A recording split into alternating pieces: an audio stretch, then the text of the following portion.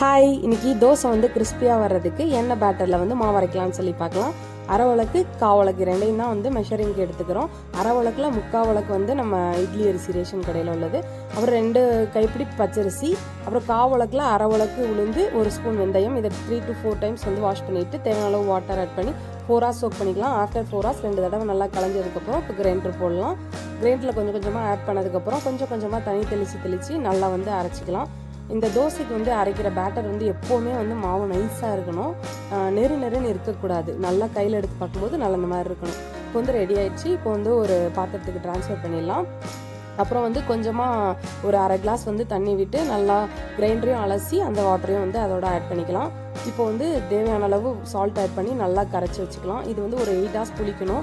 Morning ஆட்டினோன்னா நம்ம வந்து night வந்து இந்த மாதிரி நல்லா புளிச்சு தோசை ஊற்ற ரெடியாக இருக்குது. இப்போ வந்து தோசைக்கல்ல நல்லா சூடானதுக்கப்புறம் அதை வந்து சிம்மில் வச்சதுக்கப்புறம் நம்ம வந்து தோசை ஊற்றணும், இல்லைனா திரண்டு வந்துடும். இப்போது நல்லா தாராளமாக கீ ஆட் பண்ணி மேலே உள்ள மாவெல்லாம் நல்லா ஸ்ப்ரெட் பண்ணி ஓரத்துலேருந்து எடுத்தோம் அப்படின்னா நல்லா கிறிஸ்பியான வந்து தோசை வந்து ரெடி ஆயிடுச்சு. இது மாதிரி ரெசிபிஸ்க்கு துர்கா மிகு கிச்சனை ஃபாலோ பண்ணுங்கள். பிடிச்சிருந்தா லைக் பண்ணுங்கள், கமெண்ட் பண்ணுங்கள். நெக்ஸ்ட் வீடியோவில் பார்க்கலாம். Bye bye, thank you.